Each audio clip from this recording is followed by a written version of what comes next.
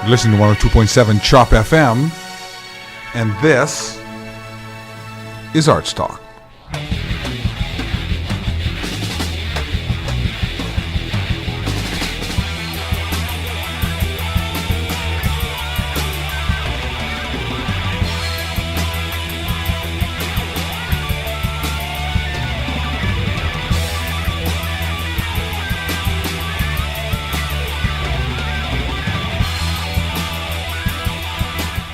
Good evening. You're listening to 102.7 Chop FM, and this is ArtsTalk. I'm Dave Peters. I'm Taylor Koss. And this show is dedicated to bringing the arts to Newmarket. Mm-hmm. Not just the musical arts, although we always have plenty of musical artists, but any artist practicing any discipline, both amateur and professional. If you're in the arts and would like to appear on this show, there are a couple of ways you can reach us. You can send an email to newmarketartscouncil@gmail.com.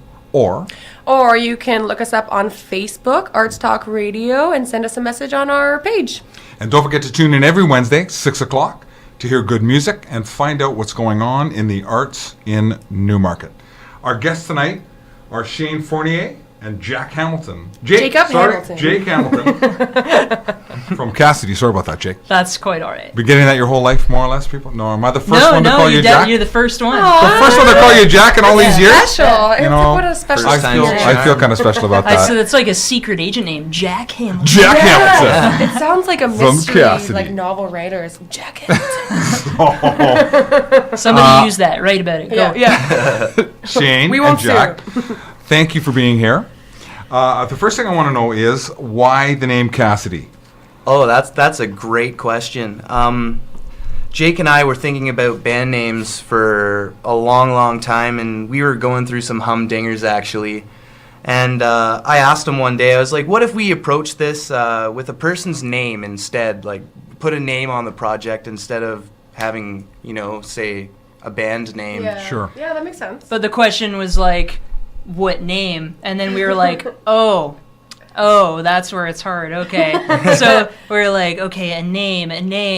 But we couldn't think of any interesting people that were so interesting that we wanted to like name the band Dave, after you it. could have named it Dave. Or Taylor. Exactly, That's right? Yeah, we could have The called Dave it Taylor experiment? Yeah. the Dave Taylor experiment. Next band, the Shane Jacobs project. Yeah. I don't know. Note to self. But, anyway, we chose Kasady because we're actually big comic book fans, specifically Spider-Man, and we named it after the alias of the villain Carnage, who is Cletus Kasady. So we use that name. Cool. Yeah. Did you change the spelling? Because you have an interesting way of spelling it. That's How they spell it? Yeah, we didn't change the spelling. Cool. That's how it is. I've seen it printed other ways in some issues. Like I don't know if it's a misprint when they do it like that, or if they just do it because the publishers change or whatever. But yeah. Cool. So it's a three-piece. We're missing Kyle Sandy, who plays bass. Yes. Why did you leave Kyle out? Well, he's grounded. He smells a little bad sometimes. No. Kyle had a work commitment, unfortunately, that he was unable to get out of. Which is, that happens. It happens. For it sure. Happens. So he's here with us in spirit, though, and hopefully he's listening on 102.7. Yeah, hopefully. Chat with him. A shout out to Kyle. Oh yes. How long ago did Kasady form? Ooh. Around Christmas time. Yeah, but last year? Just before that, yeah. So coming up on a year. So you're fairly new. Well, we went to high school together, but we were a couple years apart, so we didn't hang out much or anything. But we both were like aware of each other, being musicians in our like high school music environment there, and like. So we wanted to jam together, but it was like a question of approaching one another. And then finally, years later, we did start jamming. Actually, we were jamming with Kyle, with some other guys. And we had this like really sweet setup. And then actually my dad had a heart attack like the second day after that, and I decided I was going to take some time away from music for a little bit and kind of, be with him more. Tend to the family. And yeah, for sure. And then after a while I was like, no, you know what? I gotta go back into this, and called up Shane after a while. I was like, I want to get back into music. Let's do something. We've always talked about it. So we started jamming. Just before we started recording, I went camping, and I got poison ivy all over my hands. That's fun to drum with. And sure. I came back, and I was like, hey, buddy, I can't really play right now for probably a couple of weeks. So then that set us back, and but eventually we did start jamming, and we did start recording, and we started recording that CD literally, I think, a week or so after we started jamming. We had like an idea for a song, and we just flew out. We just went with That's it. amazing. Yeah. So that CD took like probably about 8 or 9 months to record, just because we started it early and we refined it a lot over the years. Over the year. You actually had it put together just recently, then, right? If we think 8 or 9 months, probably like August of this year. Yeah, it came out.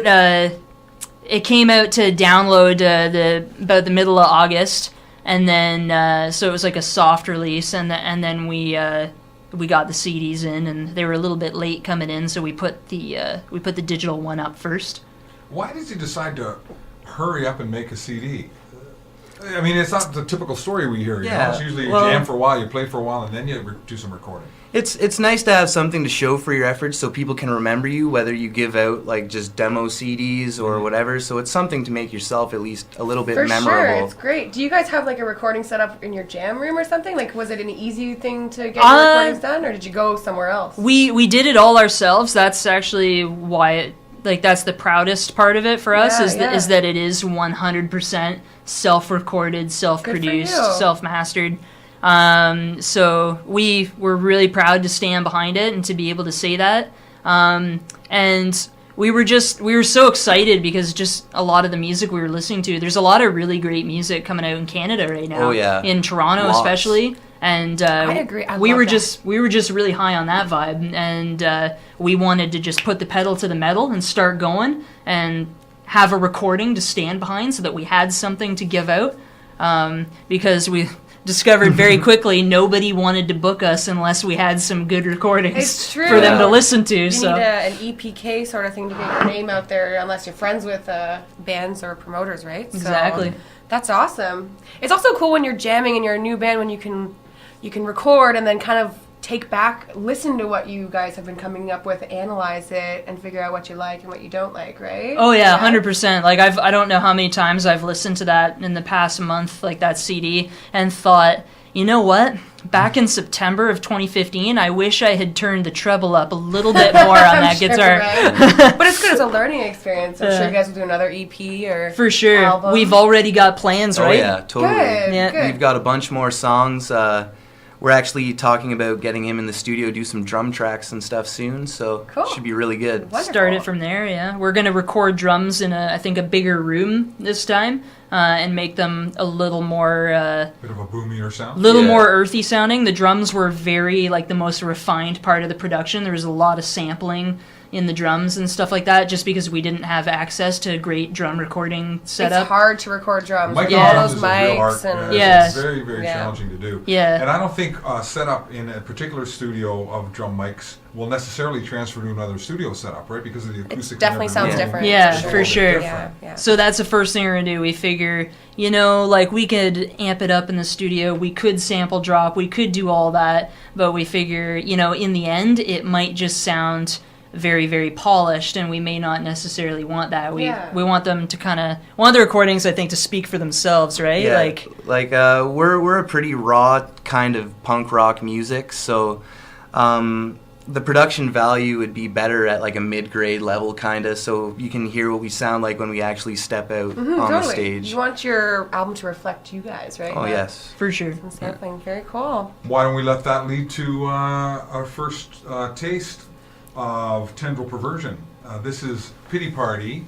This now, have you released this as a single, Pity Party? We have not released an official single from it yet. We're actually still just feeling out what people are saying about the songs before we choose the single. Interesting. Because we're going to let those thoughts that people have and feedback, we're going to let that determine the first video that we do. We've thrown around a couple of ideas, but nothing stuck just because we're not happy with the amount of feedback we've gotten back yet. So the more we get back, we'll know where to go. Cool. Very good idea. All right, so let's start it off here on ArtsTalk 102.7 Chop FM. This is Pity Party by Kasady. Who would know the places that you go? You're just too far away. Distance that could stretch, burning candles at both ends, empty bottles and miles of endless highway. Who could forget those we call friends? Take the time to check the writing. Then you come in, tell your friend it's a pity party. Red balloons, shining candles. All alone on your phone. No one is calling. No one is calling. When I get tired, close both my eyes. Wires keep them up till sunrise. Seems we forget no one is innocent. Take the time to check the writing. Then you come in, tell your friends it's a pity party. Red balloons, shining candles. All alone on your phone. No one is calling. No one is calling.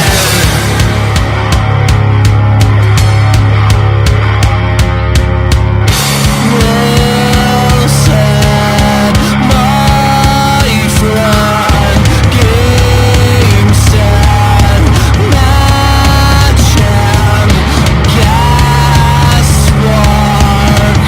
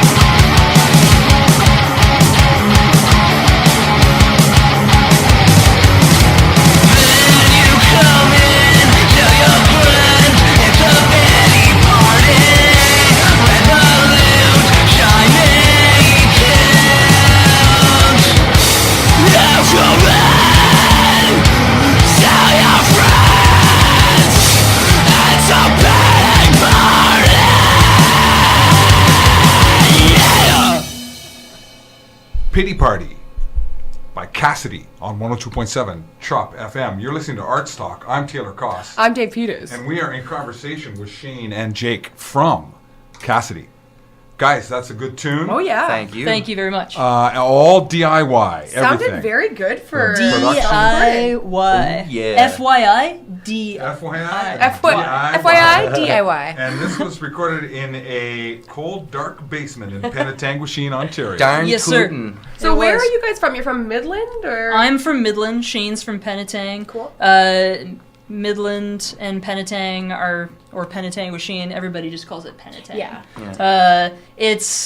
It's like the same area, you know. It's Oh, like is it? it's Okay, like yeah, it's like they're going sister cities almost. It's like Yeah. Bradford Pretty and much, Hall yeah. Landing. yeah, or like Newmarket and Aurora. Is, Yeah. that, is that Newmarket, appropriate? Aurora. Yeah, okay. Did you guys come all the way down here from there today? We Yes. did. Dude. Thank you so much. Wow, Thank you. that's Think nothing of it. fantastic. We like to travel. We Yeah. also went down.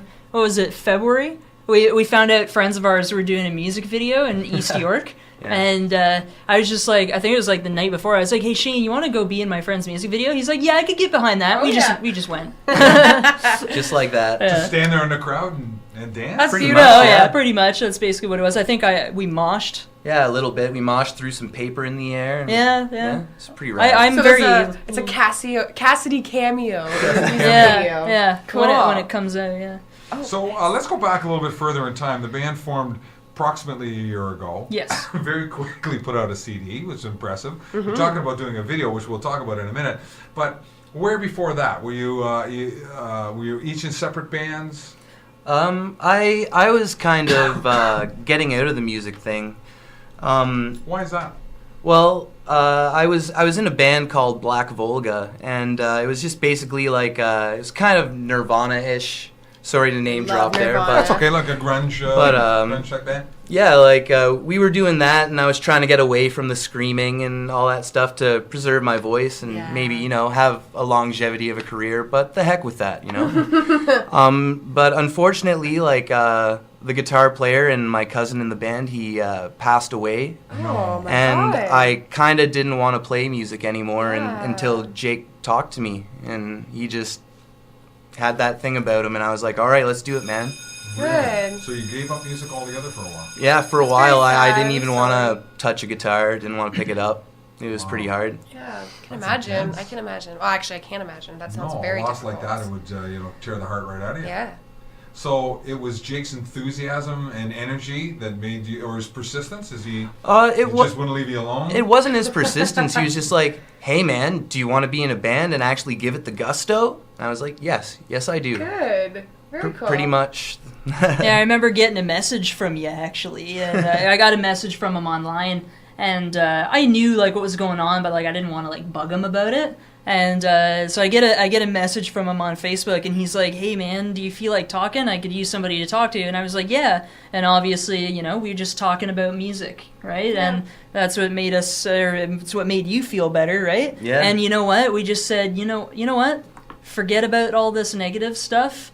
Let's go forward. Let's make some music. Let's do, let's say to heck with everything that we don't want to do and just do 100% what we've always wanted to do. Yes. Let's make the music we want to make and not do the music that people think we should make. Or Yeah. That's a really good thing to like focus on. It's Yeah. hard to get caught up, it's easy to get caught up in that whole mentality of like you get all these compliments from people and it's this style that they like, so you want to keep making that style. Oh, And yeah, it's for good to sure. Stick to yourself. It's and- like your mom and your dad, right? Yeah. Like my mom, my dad. Like they love anything that I do because I'm their son, I guess. And but they'll find a way to justify it because of that. But I know that they probably want to hear me doing like rock music or something because it's something that they would love. That's what they listen to, right? There's some Barry Manilow. yeah, probably. Not George quite, Michael's. but yeah, and then but I wanted to do something hard and with an edge, and I wanted to play the kind of stuff that got me out of a rut because angry music, You can identify with it a lot Yeah. easier, I think, and it gives you that feeling, you're pushing through something almost. Expressive or totally. Absolutely. And it brings people together too, like you said, like you guys talked about music and that music forms friendships so easily sometimes. Like my best friends are people that I've just bonded with music over. So it's such a good absolutely. source in your life. Yeah. A musician I went to see last year down in the city was talking to the crowd and said something that just blew me away. I really identified with it. He said, people used to say to me all the time, and it kind of used to, make me think a lot, get me down, that they were like, Steven, you make some really miserable music.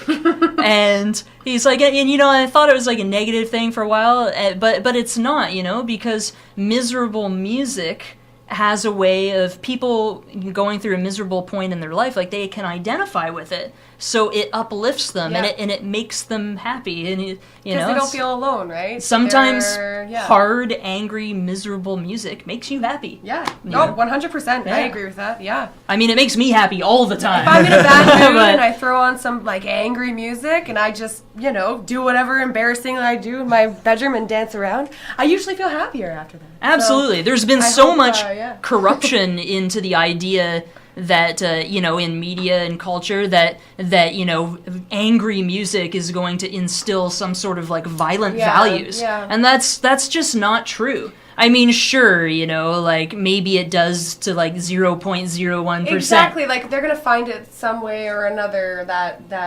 Absolutely. I don't agree. Absolutely. I've actually seen some headlines. I didn't read the articles, but I saw some where it was like people that listen to heavy metal music are actually more intelligent, and this is. I wish I read that article so I could expand on that point. But Oh, yeah, I've for heard sure. some conflicting opinions about heavy metal and punk angry music. Anybody who suggests that any form of art forces anybody Yes. to do anything Yeah. is absurd. Yeah, it's like it the whole- influences people without question. But the Amen. idea that you're going to go and do something antisocial simply because of a tune you listen to is ridiculous. I agree. You're going to do something nasty, you're going to do something nasty. It's true. Yeah, I it's think what your we're talking about here is something a little more subtle. It's important, and I think it does have an uplifting. All art has Yes. has the capability of uplifting people. Yes. And what's interesting about the musicians that we talk to is that that's the common thread among all of them. No matter how successful they are, no matter how old or young they are, no matter what genre or style they play, it's that basic belief that what they're doing is useful, is right, and they love it. They Yes. just like you guys do, right? You're doing it because you love it. And sharing it with other people. And It's that's it. Yeah. That's the Absolutely. only goal. That's the only Anybody who says that, you know, if they do something bad and they say, well, you know what, some form of art or entertainment made me do it, that's ridiculous. It's a a cop-out. cop-out. yeah, totally. You're cop-out. you did it because you wanted to, and you're just trying to put the blame on something else. You're not. It's, what's you don't that want to take called? responsibility. Passing the Transference of Cattle- blame. No, catalyst? Is that counter right? transference. No. Yeah, no, right. I don't know if I know the definition of that, Whatever. but anyways. It's called Here we being are. a jerk. This is Psychology 101. Seriously, we never got so deep on Here the on show 102.7. before. We're digging. Well, there's not a whole lot to do up in Midland and Penetang, but think Nice. Yeah. We got some philosophy majors on and the show play tonight. hockey. That's about Play it. hockey. Didn't there used to be shipbuilding in Penetang? Wasn't that an industry up there for a while? I think so, Possibly. yeah. Okay. Interesting. In the 1800s, there was a lot Discovery of Harbor. yeah, there was a lot of military activity up Oh, there was there? for in the 1812 time period. Yeah, the War of 1812, etc. There was Stuff like that. there was a lot of like munitions stockpiling activity. History and philosophy majors in the Look at room that, right man. now. Amazing. You're pulling facts out that I'm like, really? Wow. It's just Jake. We actually in Midland actually there's this place called the Martyr Shrine, and it's I can't remember the grouping that it's associated with, but it's one of 9 Catholic churches in all of North America that belong to this grouping of shrines, which is pretty cool. It's like a pilgrimage site. Okay. And there were actually some of the first pilgrims in the Ontario region were actually martyred there by the Iroquois. And they have the grave sites there, and you can actually go onto the property and see the grave sites. Spooky yeah. in time for Halloween. Yeah. And they have So you in didn't the say there were shrine ghosts there, Taylor. There's definitely ghosts. one of the saints who was canonized after his death there is Saint Jean de Brébeuf. Penetang is a He's a Penetang boy? French community, so it's Sweet. worth noting that. So he was martyred, Penetang in the and house. Can't say that when he's been martyred. but We. I'm We- sorry. He did the OG sign for the listeners that didn't see it. anyway, after he was martyred, he was canonized as a saint, and they actually, the church there, when it was built, they actually have his skull Oh my god. inside the church in this like miraculous looking glass case with gold plating all over This it. is Penetang? Midland. Midland. Yeah. I'm scared of Penetang and Midland now. Yeah. There's some spooky A stuff. lot of death. Penetang and Midland. a And lot of scary death. LSD And a lot of experiments. insane Not saying people anything. We don't want to and get sued. Human torture. Yeah. This is Psychological. Yeah. Yeah. Well, if you're ever up there, stopping at the How shrine, about- take a look yeah. at Buddy's skull. It's pretty Yeah. cool. Take a look at Brave Wolf's skull. Oh, On yeah. that That's it. note, I think we should listen to Tendril Perversion. I think you're right. What do we need to know about such an interestingly named So, tune? and the title track of the album. Title track of it. Well, if you look at the front cover, there's kind of an octopus lady Yeah. on there. A lady- Octopus Mermaid Lady. Yeah. Who did that art, by the way? her name, the artist's name, who penciled it, her name's Jamie Snare. She's a tattoo artist at Lucky Woo-hoo. Devil.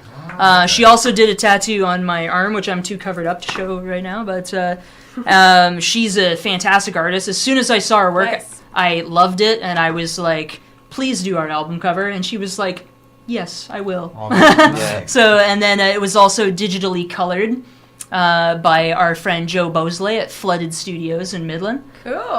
The concept for the name, Tendril Perversion, we were trying to come up with a name. Like, we thought about just keeping it simple, just Kasady, standalone title like that. But I wanted the name to like have something to do with the way it looked to me. And when I saw the tentacles, it made me think of tendrils like plants, like plant tendrils. And a tendril perversion actually is a term used to describe plant vines that cling to brick walls and Oh, climb I love the walls. those. Yeah, That's like the most beautiful. I Yeah. didn't know that. Very Yeah. cool. I like that. it's kind of symbolic for me anyway. It's symbolic of going against the grain. cool. Nice. So far from Kasady, we've learned history, philosophy, and botany Yes. tonight. It's been huge. Amazing. That's and it's it. I think it's fitting Yeah. we're in an Yeah. institution of higher learning. This is an here. educational arts is talk. education. Education is Bam! crucial. Education. No, this is not just about rock and roll. Dropping it's about some knowledge. improving your brain. Knowledge bomb. All right. Seriously, okay. Then let us And hear. we're a little- also sorry to interrupt Go you, ahead, Dave yeah, Fetus. please. I was just about We to are launch. going to this. So Tendril Perversion is your title track, but it's more of an instrumental, shorter song. Yeah, it's an right? instrumental Which is cool. interlude. Yeah. It's a cool thing to name your album off of that. So, anyways, we're going to go into the song Vulgar Tongue after that, just so our listeners are aware and they can check it out Look at online if you. they want Very to. Very skilled work there. Oh, Kayla. yeah. All right, so Tendril Perversion and Vulgar Tongue by Kasady on 102.7 Chop FM.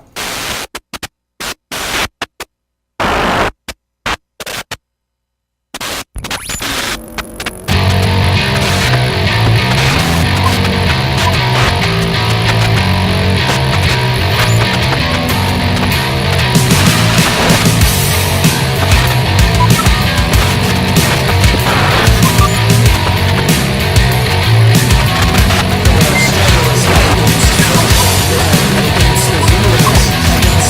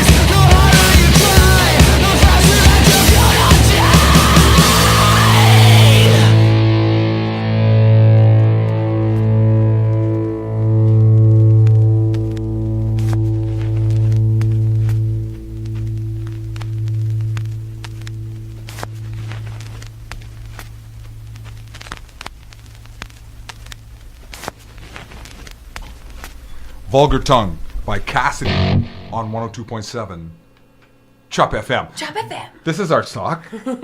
I'm Taylor Koss. I'm still Dave Peters. Yes, you so are. And we're in conversation with Jake Hamilton and Shane Fournier of Kasady. We're missing Kyle Sandy because he was bad and it wasn't allowed to come on the radio. Yes. You're grounded. He's gonna love that. So let's talk about songwriting. Who is there? Jake, are you the principal songwriter in the band? You know what? I would say that Shane is the principal songwriter for both lyrics and music. All right. And Shane? Oh, yes, I read on that. Yeah, you do all the lyrics, right, Shane? For the most part. For the all most part, lyrics yeah. written by Shane. Everything is okayed by Jake and Kyle though before it goes nice. down. How do you treat it, Shane? Do you come with more or less a fully arranged idea? What happens is I kind of ask Jake which direction he wants to go with the song, and then I just try and bust one out just how he wants it. Like a couple of the songs. I'm not a dictator or anything. No. No. Definitely not. Honestly, in some of the bands I've been in, it's been like a dictatorship, and I wanted everything to be like 50-50 with everything. Like, I'd rather him play something that he's happy with instead of playing just, half-butted. Yeah, the only song that I wrote lyrics for on that was Vulgar Tongue, actually. So. Oh, cool. Yeah. So what we just heard was your lyrics, yes. Yes. Very Yeah. cool. Where's the inspiration come from, Shane? It's kind of hard to say, honestly. It just kind of comes to me. Like, as bad as it sounds, it's like I kind of leave my own brain and someone comes in and writes it for me, and then that's where it is. Really? Yeah. Your subconscious sort of thing? Like, I kind of like trance out. Yeah. Like, what's that called? Like freeform writing, when you just put your pen to the paper and you let it go. like and spirit you won't writing, stop. or- Like, yeah, subconsciously this stuff's coming out of Seriously? you, right?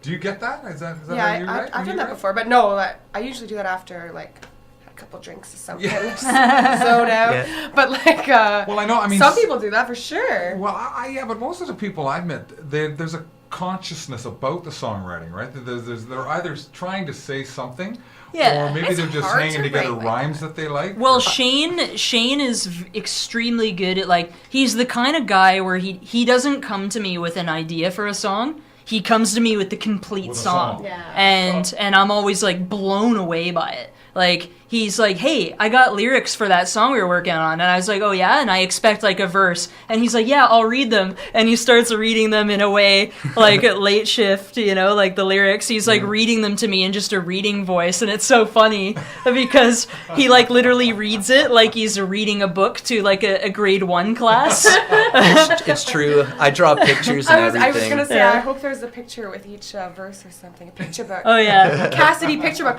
You guys should do that for merch. That'd be so cool. He's like reading the lyrics for Pity Party to me, and he's like, "It's a pity party." Like perfectly enunciating everything, and I'm like, "Yeah, okay, yeah, I get it. I feel it. I feel this right now." I feel it, but when you sing it, it's so different. How long have you been writing, Shane? Oh, I've been writing since I was like 8 years old. Cool. Seriously? Wow, that's Yeah, pretty like, young, man. I just kind of picked up the guitar when I was a kid and Was tinkered there one with sitting it. around the house? An older brother or sister had it or something? I'm an only child, so growing up in Wabasheen, actually, my grandma had all the musical equipment. She had a guitar, a bass, and a drum set. And I always wanted to get at that bass guitar because I loved bass at the time.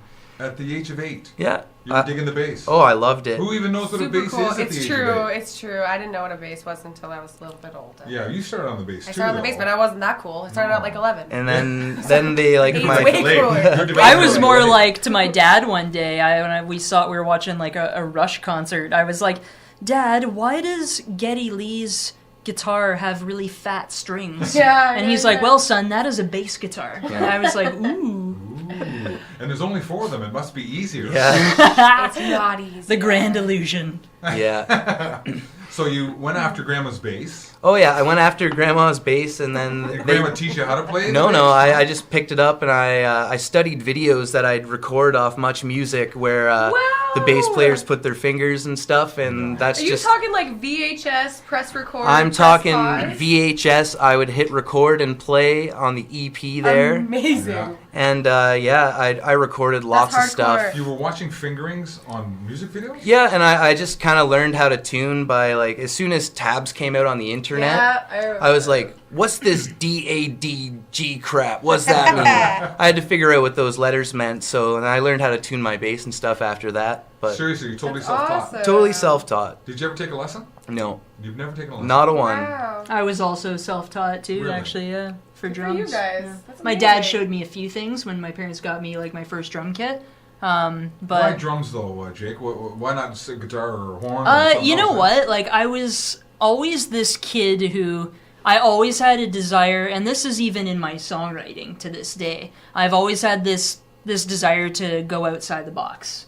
I've always wanted to be that kid who. So yeah, I'm a little bit of a hipster, I guess. I've always wanted to be that guy who's doing maybe a bit of the opposite of what everyone else is doing. I've always wanted to be a rebel. I guess that's why I'm finally making hardcore punk music. But with drums, I was like, you know what? Like that looks really fun. I get to beat the heck out of those things. I mean, it's got to be easy, right? I quickly learned that's not the case. Oh, it's funny. Last show we played, he's like, "Man, I need some Bengay." Got to get some Rub A5 on I there. was like, Oh, "You're getting up man. there, bud." But Gotta stay limber. me and my dad, we were watching. It's funny enough. We were watching a Rush concert, and I saw Neil Peart's drum solo, and I was just like, "Now, okay, I know now. That's what I want to do." Is that right? I saw that drum solo, and I was just hooked, and I needed to play drums. I think I was in grade 7, so Very cool. I was like 12. Yeah. So Right you on. weren't quite the prodigy that Shane was. Oh, No. I'm no prodigy, man. Oh, I'm 8 years old, and yeah, man, that's awesome. I'll say I used to write lyrics to a cappella songs. I didn't know how to play anything, but I was like, I want to write songs. And then I'd write these lyrics on my computer that had no internet, and I just have like these word files of Yeah. these songs, and I'd even time how long I was singing. It was really embarrassing. Nice. But it was like, I don't have any recordings. I remember recording my first ever songs on sound recorder on Oh my god! on our like, Pentium 133. accessories, like in the Pentium Windows 133. Start accessories, and then there's like, yeah. But it would only This is record. old school. It would only record for a minute. So what I used to do is record dead air for a minute and then slow it down so that it extended the length to like 4 minutes, and then I would record over it. So I've been learning tricks of the recording trade Smart kid. And for 20 actually- years. That's pretty good. You do a lot of recordings because I'm on your Facebook that you do a lot of recordings on your own too, right? Like you Yeah. have access to recording. You're really good at it. Oh, thank you. No, I just do it. I do everything on my laptop. Like I have what I would call like a 100% portable setup. Awesome. Yeah. that's cool. It's a very mobile, very portable setup with a basic 2-channel audio interface and my laptop. I'm lucky to be able to do it. For a lot of my drum tracks, for my personal stuff, I usually use MIDI drums. I just program them in and then record all my guitar, bass, keyboards, and vocals over top of it. Yeah, that's cool. I mostly love, to be honest, for that stuff, just recording covers. But I have done a few originals as of late. It's been maybe more of a, what would you call It's it? like a more of a- rocky vibe. Yeah, a little more of like maybe a folk blues rock type What's kind of thing. your side project that you have one that you do on your own, right? Yeah, for the longest time I did a side project called Textasy, Right, yes. which was like a very electronic, like alternative kind of thing, and Cool. so I was really into. I've always been really into like Depeche Mode and Nine Inch Nails stuff like that. Mm-hmm. So I wanted that was my outlet for that kind of thing for the longest time. That's very interesting, because that's more ambient sound, more groove. Yeah. I would say, and yet you're playing something that's a little Yeah. more thrashy. Well, I've got that's really it. Like I've always struggled actually trying to decide which one of those two paths I want to follow. Do I want it because I love really raw, earthy music, but I also love really refined electronic music. So it's always Yeah. been a bit of a divide there for And me Trent personally. Reznor has, he does a lot of music soundtracks for good reason, Yeah, right? he's It's so ambient good at them. sounds, Yeah. Yeah. He's a sort of brilliant big guy. sounds. Agreed. But, he's also got a very punk sensibility, but it's a 100%, Old yeah. Nine Inch Nails, yeah. Right? Yeah. It's rough. Yeah, for It's sure. good. It's good. It's rough in a good way. And I he's love a Nine Inch huge Nails. Rush fan, by the way. He loves. No, he's not. Trent He- Reznor he is, loves actually. Rush. On that note, let's go to the next song. Find it. What do we need to know about Late Shift? Yeah, it's about working midnights at a crap job you don't like. Oh, Well, we've that all would been there. apply to just about everybody. All right, so this is Kasady with Late Shift on 102.7 Chop FM.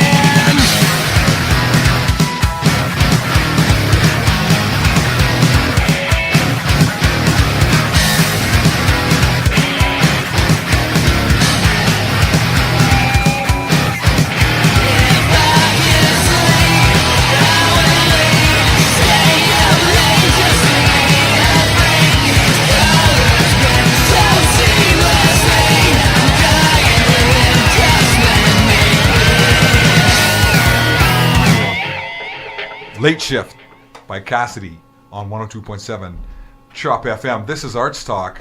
I'm Dave Peters. I'm Taylor Koss.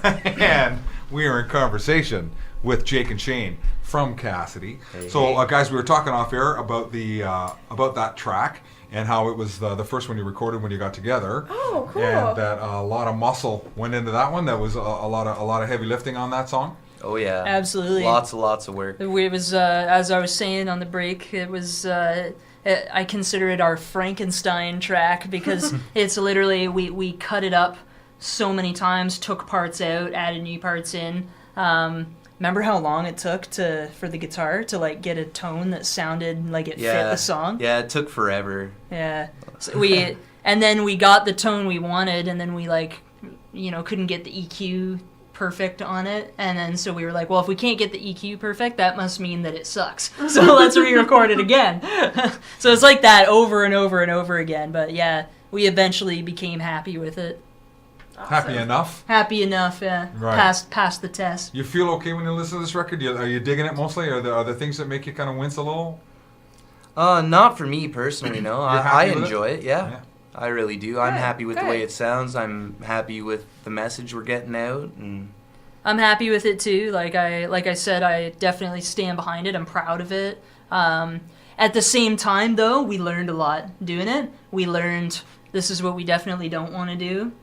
this is what we want to do Yeah. next Yeah. time, and we feel like the next one is going to be everything that we are hoping and more, just because we learned so much the first time around. Do you find that when you record so early on into your band's sort of like career that your songs, it's like the songs grow with time, right? So like you develop, I don't know about you guys, but for me, Yeah, like a wine or Yeah, a like- whiskey, right? They yeah, benefit like from age. the And more Oh, you for play sure. it live Multiple and Well, jamming- I've heard a few musicians say that they've taken approaches in the past where what they would do is they would write an album, take it on the road, play it 100 times, and then track the studio sessions, Right. and then release because it. truly your Because songs are yeah, alive, right? you know, So they because kinda like grow. when you go in, you record something, you usually have a one track mind because if you book studio time, especially you want to get it done. Yeah, Yeah. It's Paying for it. expensive. there's not Clock a ticking, right? there's For not a sure. lot of time, you know, that what they say, anybody who's recorded in a studio and paid for it, time is money, 100%. Yes, you don't want to be And figuring stuff out. yeah, exactly. So a lot of the time you get an idea, you go with it, and the producer says, loved it, let's move on,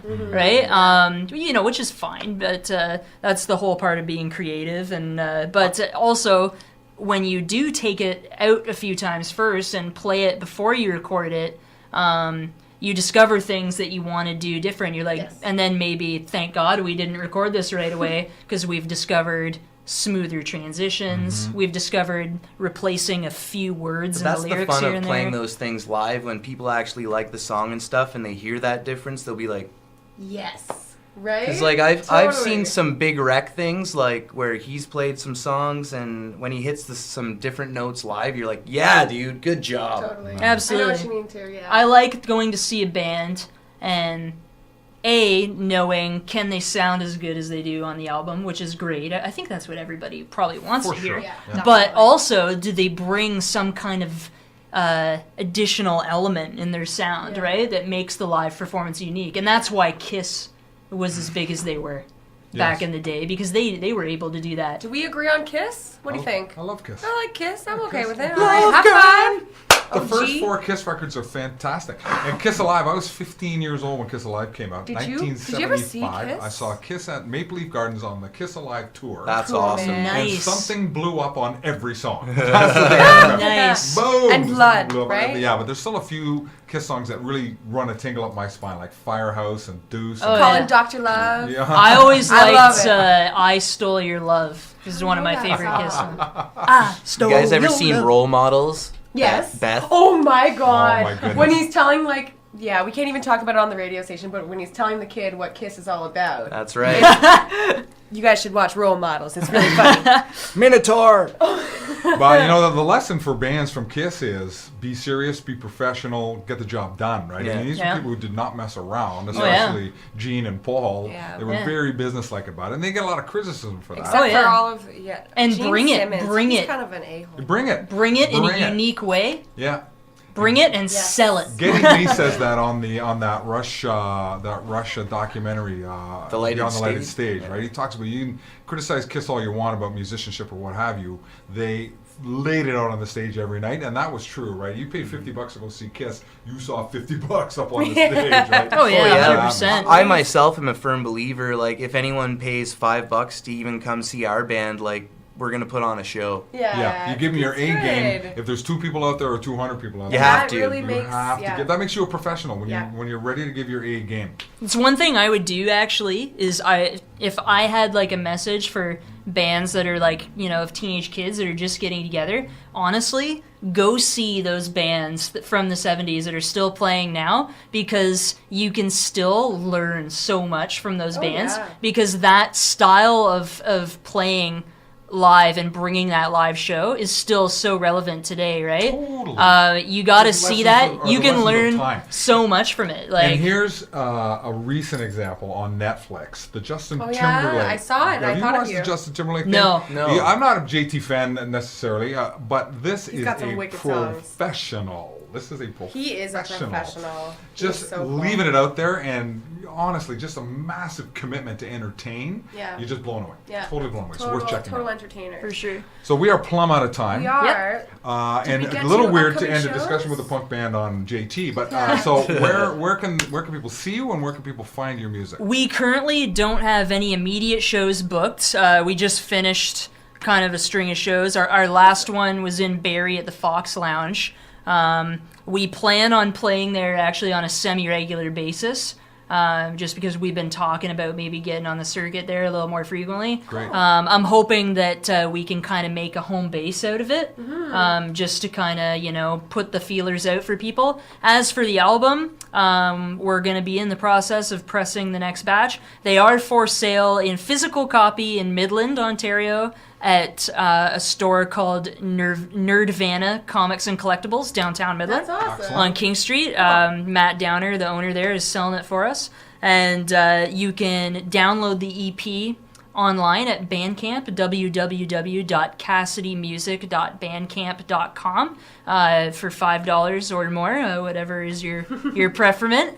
Yeah. Awesome. That's And excellent. you guys got Facebook, Twitter, all that Yeah, stuff. we got Check 'em out. facebook.com/KasadyMusic. Awesome. Yep. And You know what? one more thing before I go. I promised my buddy, Cody Zuzia, here's your shout out. My buddy Cody was in a car accident 2 years ago. He was paralyzed from the neck down. Just was able to start playing guitar again last year for the first time in a long I time. just got goosebumps. Wow. Good for Shout you. out, buddy. Good for you. Hey, Cody. We're happy for you. Cody Zuzia, Fantastic. love you, bud. Guys, Oh. thank you so much for coming down Yes, all the way to thank see you us. for It was a having us. real Thank you pleasure so talking to much. you. No, the Thank pleasure you, was all ours. seriously. You're making great music, and all the best of luck to you. Yes. Don't forget to tune in next week. Who are we talking to next week?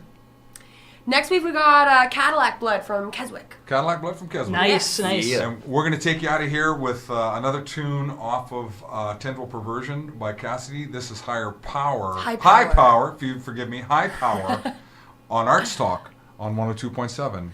Chop FM. Chop FM.